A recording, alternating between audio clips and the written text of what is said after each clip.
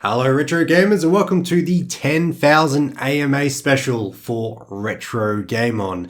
If you haven't really been around these parts for too long, whenever I hit a milestone in my subscriber numbers, I do an AMA. So 10,000 is obviously quite the milestone. I'm adding an extra digit onto the subscriber number after all, so yeah, I find it a big deal. So last week I released a video putting the call out for questions and you guys answered, so that's what we're doing today. And I think I will just add, it might seem a bit obvious just because of the way I sound, I finally caught the human malware. I opened an email I shouldn't have, so yeah, finally got COVID. This is like isolation edition, 10,000 subscriber AMA. Honestly thought I was going to get away with it at this late in the game. I haven't had it before. I didn't think I was going to get it, but I did. So I'm in ISO right now and doing an AMA. So yeah, if I seem a bit sniffly and a bit wheezy, I might cough a bit as well since I'm talking a lot. Yeah, that's the reason why. So just thought you'd know. Just thought I'd let you know. Also, another thing I want to add, I will be just overlaying some sort of game footage in this video. I don't know what yet. It might be Hitman 3. That's what I'm currently playing. A couple of reasons. I bought a new Elgato game capture thing and, you know, it looks like this. And yeah, I just want to road test it basically, especially with more higher resolutions. So it may not necessarily be a retro game that I'm showing, which I guess would make more sense, but I'm not actually actively reviewing something at the moment, so yeah. But I thought it would just be a bit more interesting than just looking at my ugly mug for the next probably 20-30 minutes, considering how many questions there are. So yeah, and on that note, thank you to everyone who did ask a question. It's really appreciated. So without further ado, let's get right into it. And also, the order of these questions are pretty random. Every time I go onto the video that shows all the comments, they're in a different order. I don't know what YouTube's trying to do there. It probably thinks it's doing something smart, but anyway, regardless, I've just gone in there tonight and I've just, whatever order they've come in, I've screen captured them and put them on. So yeah, that's where the order comes from. So yeah, let's get into it. So first question we have award winner. Award winner asks, what happened to the SAT streams on the 3DO? So I'm guessing you mean the Saturday streams. Sometimes they're on Sundays. I guess. Anyway, it doesn't really matter. Anyway, I know what you're referring to. So yeah, I was for a little bit there. I had recently acquired a working 3DO, not the broken one that's behind me there. And I was, because there's no copy protection on it, so I was just downloading or burning CDRs and just exploring the game library basically, and it was a lot of fun. And there is still a laundry list of games that I want to check out. So sort of the short answer to that question is they haven't gone anywhere really. I just haven't really made or streamed recently. So if I remember correctly, the very last video I did last year was actually a 3DO stream. So quite literally been 8 months. So yeah, I guess it has been a while. Doesn't feel like 8 months. Sort of the longer answer to that is that streams are sort of what I class as a secondary video for the secondary type of video for this channel. So we've got the main videos and the secondary channels. So along with the streams, the Sunday quickies would be considered a secondary video. The reason for that is, you know, I work full time, have a life and, you know, live at home and stuff. So it usually takes me about 2 weeks to make one of the main videos, be that a review or a repair, you know, an unreleased or unobtainable, you know, one of those sort of videos. But because of the way the algorithm works and also my lust for releasing videos, I like to release one once a week, and that's where the streams came in. Basically those along with, you know, the Sunday quickies. So I've been releasing videos pretty consistently this whole year. I haven't actually really had a need to fall back on the streams. So that's kind of a win in itself, but also a shame because I haven't got to do them. So yeah. But yeah, that's pretty much the long and the short of it. Thank you for the question. Next up, we have Hazza Mac, and they ask, what's your favorite band? So, a pretty complex question, I've got to be honest.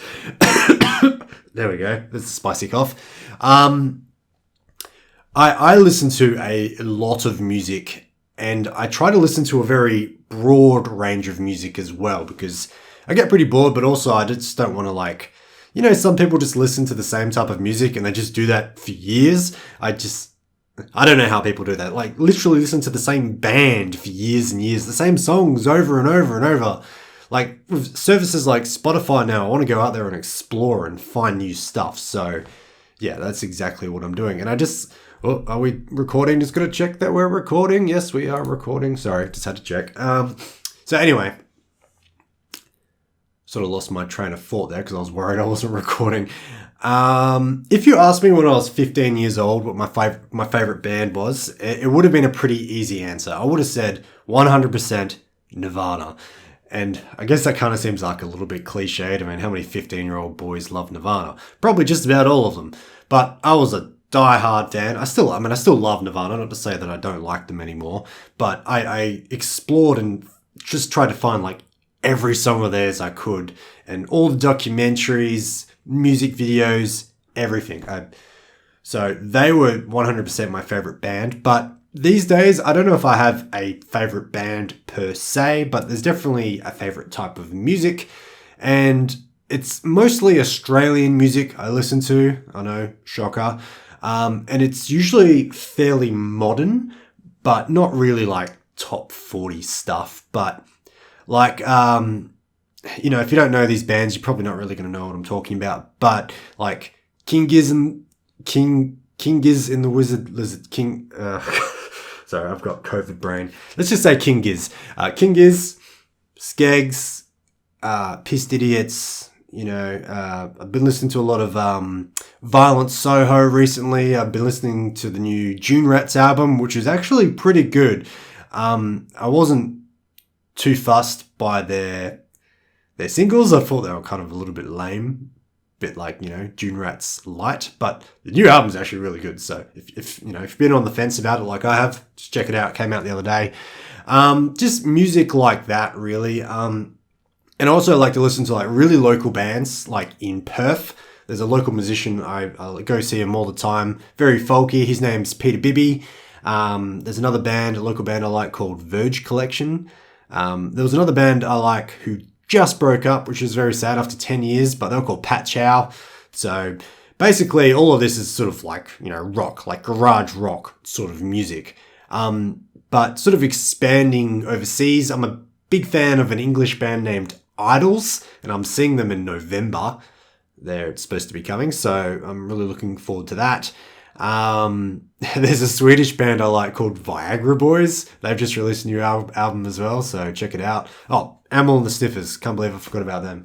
I mean, there's going to be I listen to so much music, so it's like there's going to be bands I'm going to miss out on. But yeah, I also like rap. I like American rap. Don't really like Australian rap, but I listen to a lot of like, Tyler the Creator, Kendrick Lamar, Childish Gambino, Joey Badass, those sort of artists. So yeah, don't really have a specific answer for you. Sorry, but hopefully that sort of clued you in on the sort of music I do listen to.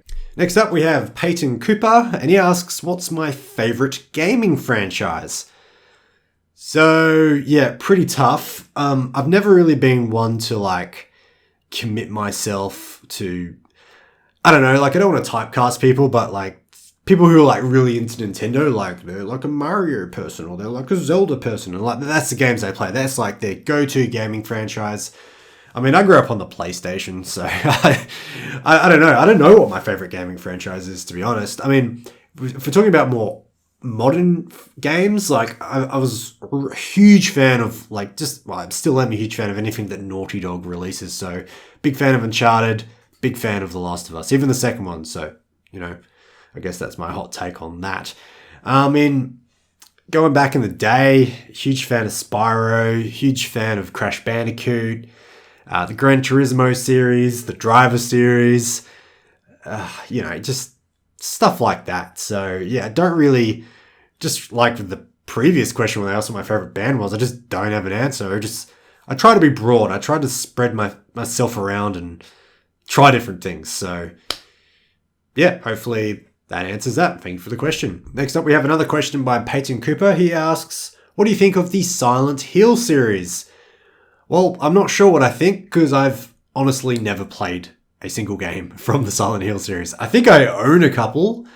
I must do. There's, in all those games in there's going to be at least one Silent Hill there. I'm sure I own one on the PS2, but I'll be honest, I'm not really that big on horror, be it games or movies. Yeah, I don't know. It's going to sound sort of wussy, but I just don't like being scared. I just don't really find that a suitable form of entertainment. I really like thrillers, like thriller sort of stuff. I really like being like, whoa, edge of my seat, whoa, what's going to happen? Shit. But yeah, being like, something's about to jump out around the corner. I don't find that entertaining. I don't find that enjoyable. So yeah, sorry, mate. Never played Silent Hill. Next up, we have a question by Reed Family Droid, and he asks, what is a game you like that you couldn't recommend to someone? So that's a pretty interesting question. I did pre-read all of these and try to have a little bit of a think about it beforehand. That's a good question. So I was looking at all my games, and but this might sound a bit decisive, I guess, but Shenmue. The original Shenmue. So, I don't know. Maybe it's a lame answer. I don't know. I'm trying not to give out lame answers here, but I'm pretty lame. So, a lame answer is bound to come out sooner or later. But, I don't know. Like, I really enjoyed Shenmue. I really froth just like those big sort of open, interactive environments. I really just love that. But it's, at the same time, there's a lot of issues with that game.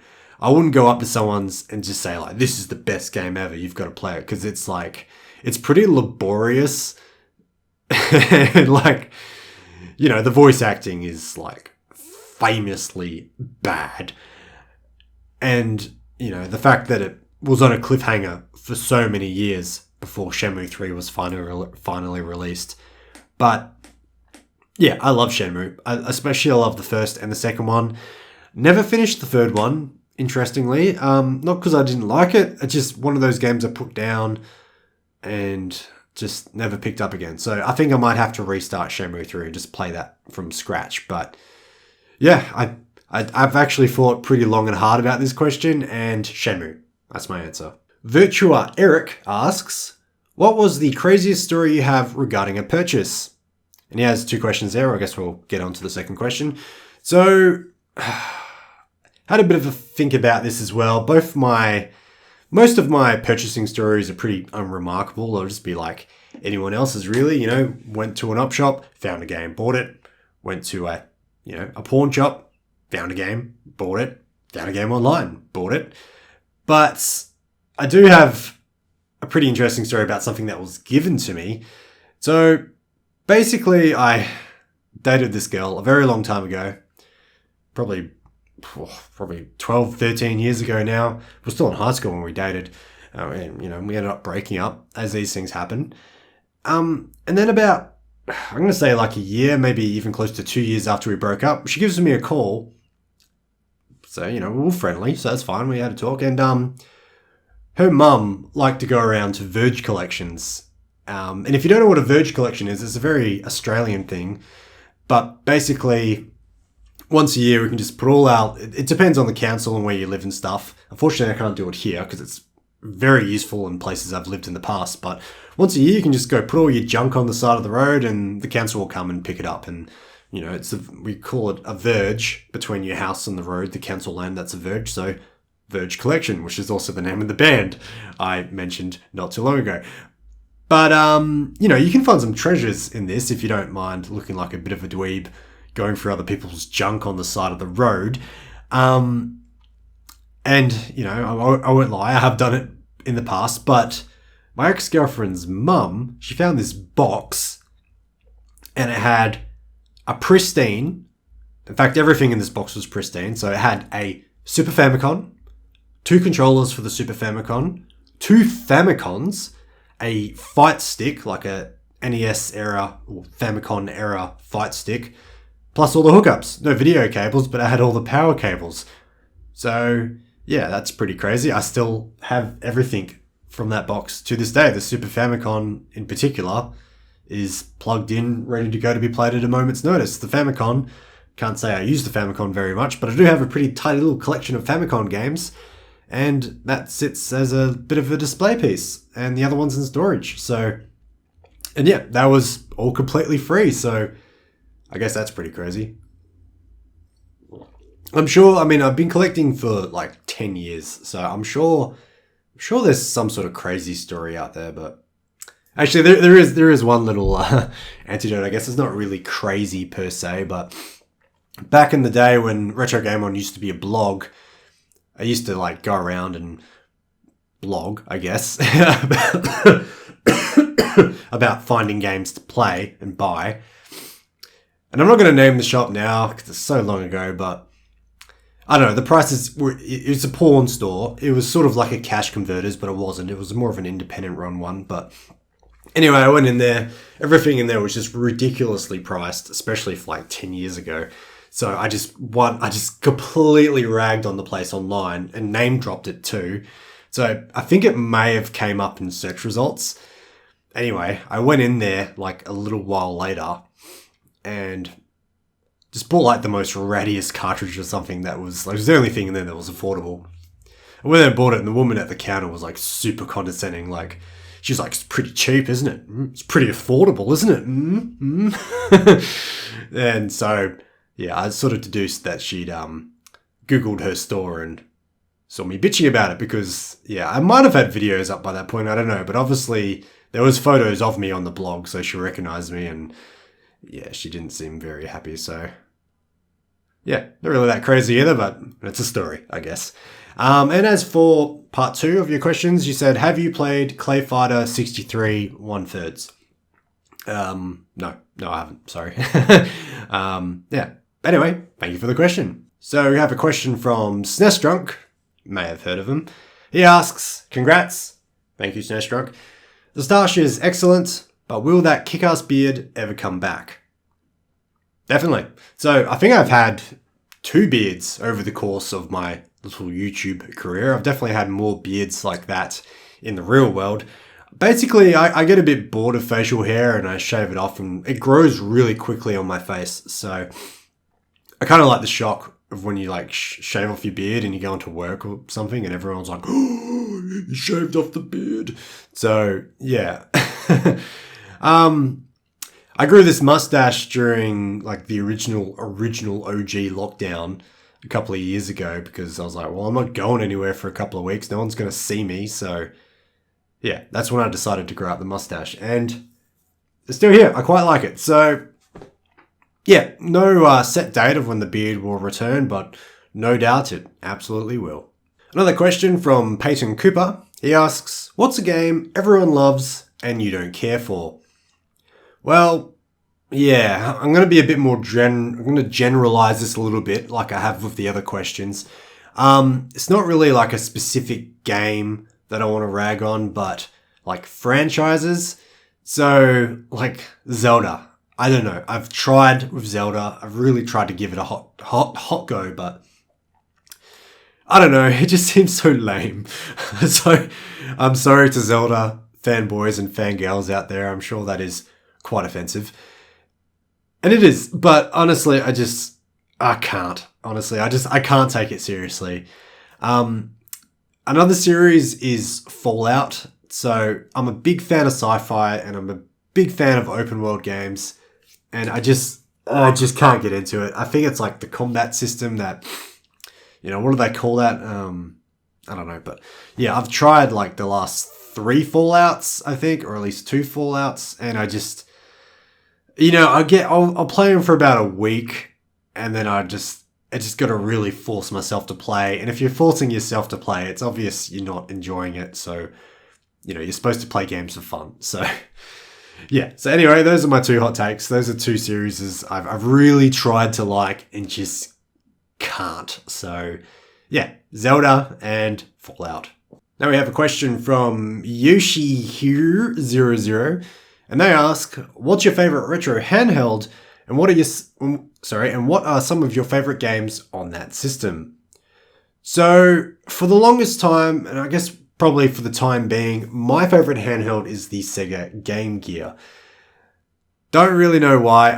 I find it fascinating. And the screen, like, I just find it so comically bad that I love it, if that makes any sense. Like, just the aesthetic of just that really sort of soft, blurry, dim screen. Like, there's just something really fun about it. I don't know. But I really got into the games on it a lot more when I modded it for Video Out and played it through a TV screen. And I was like, holy hell, the quality is actually not that bad. It's the same as a Master System, you know, so... But yeah, I've had a lot of fun on that little system over the years. I think it's really good for like racing games. So I've played like a lot of Chase HQ on it. The port of Outrun on it's pretty good as well, worth a look. So yeah, I've been playing those. I think as for the future, and I haven't had one for very long, but I think the Atari Lynx will probably overtake it, especially since I've modded mine for RGB output as well as a more modern screen. And I actually do own a couple of them. You may remember a couple of years ago, I sort of went through a bit of a phase with the Atari Lynx.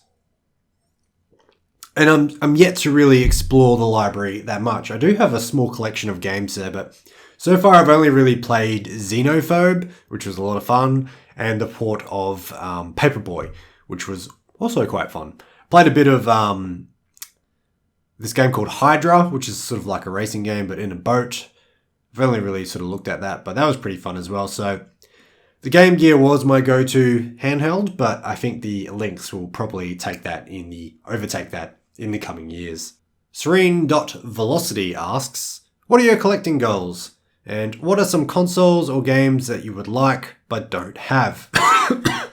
Don't really have a collecting goal per se. I probably am going to slow down on buying games a little bit just because the cost is getting very high, very prohibitive. There was a time where I would go out op shopping on like, you know, just like one day trip, and I would buy like 10 games. And this went on for years. So a bulk of my collection came from me just op shopping and just buying heaps and heaps of games.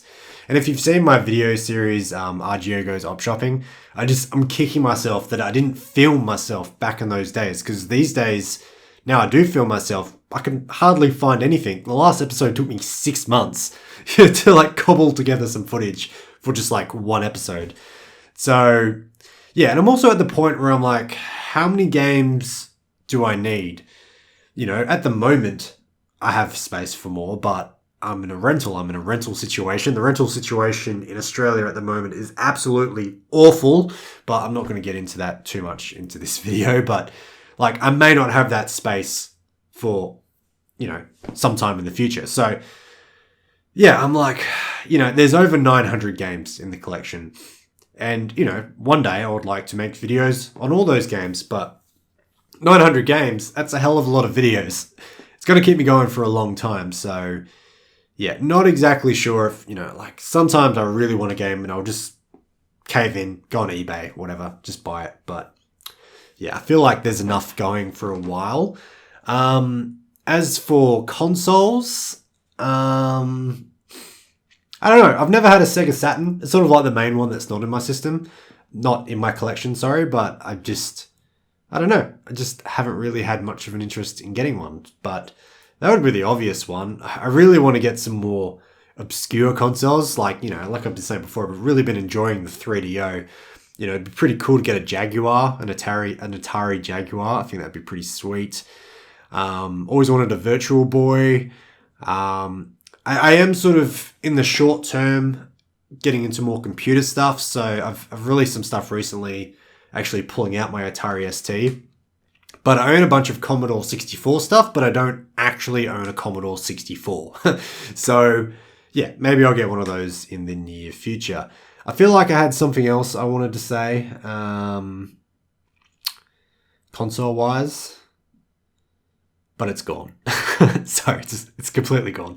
So yeah, I guess I'll just stop stammering about and we'll leave it at that. Next, we have another question from Award Winner who says, oh, if I can have 2 questions. And yes, you absolutely can. Watching your Pico boot vid, why do you always use flux separately? My solder and guys at my local JCar suggest I get solder with flux and it does the job. Why do you always flux rather than just use solder with flux core? Which is what I'm always promoted. Well, about, 13 years ago, I bought, where is it? Where are you? Oh, you're over here on the desk. I bought this. 64 rosin core solder. Radio Shack branded. I bought it on eBay.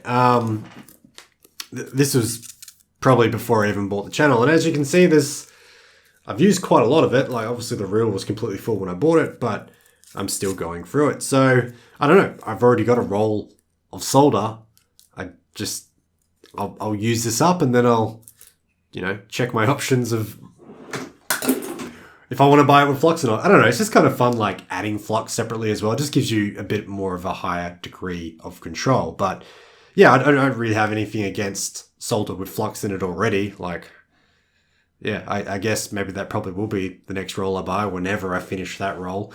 Fun side note to your question, actually. I used to work at JCar a couple of years ago. I worked there for, over 2 years. So, yeah. And I always sort of wondered why we never sold flux, to be honest. So I guess that sort of answers that. They just seem to be pushing the solder with flux in it already, which I guess makes sense. So, yeah.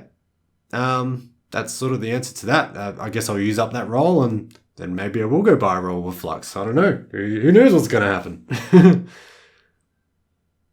That laugh was really lame. Next, we have a question from Flaming Woods. And they ask, what would you rather play? A, hard driving on Sega Genesis for 12 hours straight. Ugh.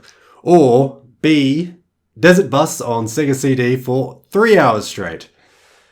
Well, I'll tell you this. I mean, I reviewed hard driving on the Genesis and Mega Drive not too long ago, and it took me about, 10, probably less than 15 minutes to see literally everything there was to see in that game. It's such a short game, there's not much to do, and there's just not much of a reason to continue playing. So, yeah, I had to play it a couple of times just so I had enough footage for a video. Doing that for 12 hours sounds pretty awful, if I'm going to be honest. I've played Desert Bus through an emulator before, but haven't really given it that much of a check. So I'm going to choose that because A, it's shorter, and B, I definitely don't want to play hard driving for 12 hours straight. I'd rather poke out my own eyeballs. Next, we have some questions from Tyro Burmind, and they ask, congrats, thank you. I have 2 questions for you. What would your dream console be? Like, which gamepad would it use? What system would it be? Wii, PS5, Xbox 360, etc. And what functionality should it have? Like backwards compatibility, video output, etc. Just everything you like, best combined. Well, I had a bit of a think about this question, and I think it would basically be the Switch, but not made by Nintendo. So, I love the Switch. I love that you can I love just sitting in bed and playing it, and I love that I can just go into the lounge room and hook it up to my 55-inch TV if I wish and play it with a controller. The whole switching thing of it is brilliant. I reckon that's one of the best things in modern gaming to come out in recent years. Having said that, I'm not a very big fan of Nintendo. They're basically the Apple of the gaming world. You know, if I want to go play a game on my Switch and buy it on their eShop, I'm usually paying like $10, $15 more than I would if I was to play it on my computer through Steam or the Epic Game Store, you know. So I know you can, hack the Switch and stuff, but I don't want to deprive developers of money because then they're going to stop making games. So yeah, that kind of sucks. But yeah, basically the Switch, and maybe just a bit more powerful. Not that the level of power that it has been an issue in the games I've been playing. I guess the games are sort of suited for it, and as you know, the the power, the video and the processor that it has. But yeah, I don't know if you can just sort of cram maybe, something a bit more complex in there, and yeah, I think that would be pretty sweet. And, like you say, backwards compatibility, definitely. I'm always all for backwards compatibility. That's why I have a whole shelf full of consoles there ready to play that, most people don't play anymore, because I just like the choice of being able to play whatever game I want at any time. I don't want to have to be like, oh, I want to play the Warriors on, PlayStation 2, but it doesn't work in my PS5 or my PS4. Like, that's bullshit. I don't want to have to deal with that. So definitely a big fan of backwards compatibility. On to your second question, you say, in Europe, we had those fat jewel cases, for lack of a better word, for the PS1 games. In NTSC regions, they had normal CD jewel cases. However, I noticed that in Australia, that actually both were used. So you often see collections with a mix of the different cases. What's your opinion about that? What do you like better? Personally, I love the thick cases, but my collection's kind of not like 50-50 split between the two, but I do have a pretty sizable collection of both the normal, just, CD cases and then the actual fat ones for, that I guess they're a bit older. I'm not actually sure why there's fat ones and small ones, to be honest. But I don't know, the fat cases just give it a bit more definition. When I think of PS1 games, especially the cases, I think about the fat ones, not the skinny ones. So yeah, they're just different. Like, CD cases, like they quite literally look like CD cases. So it makes them harder to find in a big tray of CDs at the op shop. They just blend in. But the big ones, they stick out, and yeah, so yeah, I like those. That's my answer to this question. I like the thick ones. Okay, we are down to our final question, and I've been yabbering on for over half an hour, so yeah, pretty well timed, I guess. So this one's by Infinite Vault. He says, Hi. Remember, I was your 10,000th subscriber. Thank you. Once again, congrats. Thank you. Also, how many 3DSs have you modded? Well, I have modded exactly one. This one. The one you see in that video. Yeah. I'm not a big 3DS guy. I just wanted to mod a 3DS. I own a 3DS, so I modded it, and then I made a video about it, because that's sort of what I do. So yeah, hopefully you haven't subscribed thinking I'm some whiz-bang 3DS YouTuber. I think that's probably maybe the second time the 3DS has ever been covered on this channel. So, but yeah, you'll definitely see more of it now that it's modded. Like, I've just released a video about the Counter-Strike, which was ported to DS, and I couldn't have done that unless I modded it. So yeah, thank you for the question. And I think that just about wraps it up. So thank you very much to everyone who asked a question. Thank you to everyone who subscribes, watches. It really means a lot. And, I'm just going to keep chugging along, keep releasing videos, because I really enjoy it. It's honestly the greatest hobby in the world. There may be another video out this weekend. Like I was talking about releasing a video every week. This is not the video for this week. There is another video in the works. It really depends on if I can record the script or not because of my voice. My voice is getting gravelly. So yeah, we'll see about that. But yeah, thanks again, and I'll catch you in the next video, whenever that will be.